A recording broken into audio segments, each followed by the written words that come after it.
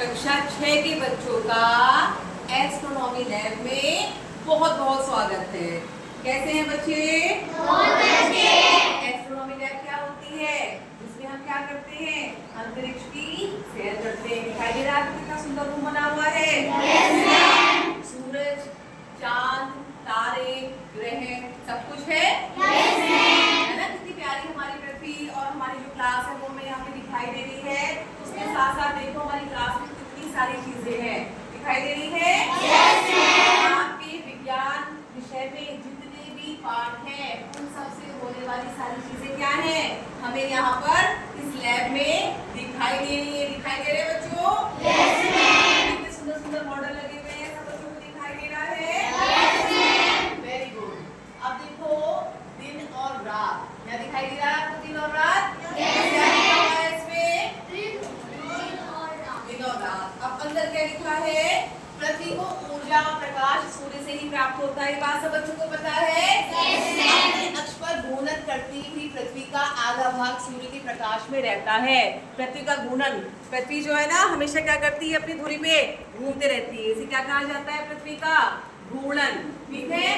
और घूर्णन करती हुई पृथ्वी का आधा भाग रहता है सूर्य के प्रकाश में और दूसरा आधा भाग रहता है अंधेरे में। इस प्रकार पृथ्वी का प्रत्येक भाग एक निश्चित समय के लिए सूर्य के प्रकाश के सामने आता है और फिर ओझल हो जाता है। इस एक घूर्णन में पृथ्वी को 23 घंटे और 56 मिनट का समय लगता है। ठीक है, समझ में आ रही है ये बात? पृथ्वी के सूर्य से प्रकाशित भाग में दिन होता है और अंधेरे वाले भाग में होती है रात। तो पृथ्वी कैसे घूमती है? अपनी धुरी पे घूमती रहती है और साथ ही पृथ्वी क्या है? ऐसे अंतरिक्ष में भी घूमती रहती है, वो भी और ऐसे भी।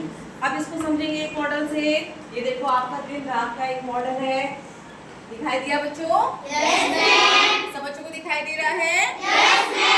क्या लिखा हुआ है? डे एंड नाइट, दिन और रात। क्या लिखा हुआ है?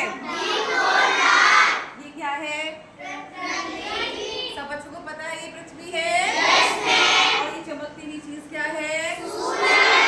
सब बच्चों को समझ में आया? एक हो गई हमारे पास में पृथ्वी और दूसरा हो गया हमारे पास में सूरज।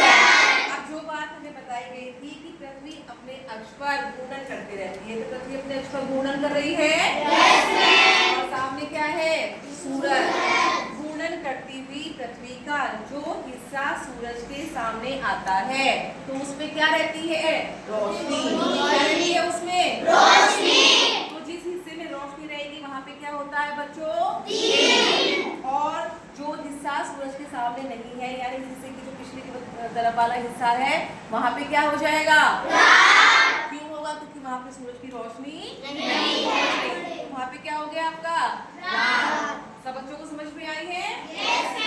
इस तरह से होते हैं दिन और रात। और इसमें कितना समय लगता है? दिन रात जो होता है यानी कि पृथ्वी के घूर्णन करने में कितना टाइम लगता है?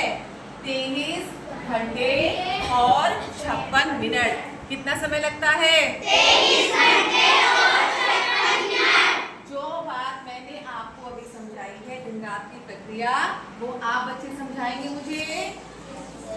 आया ना? कितने बच्चे समझा सकते हैं इस बात को? Very good.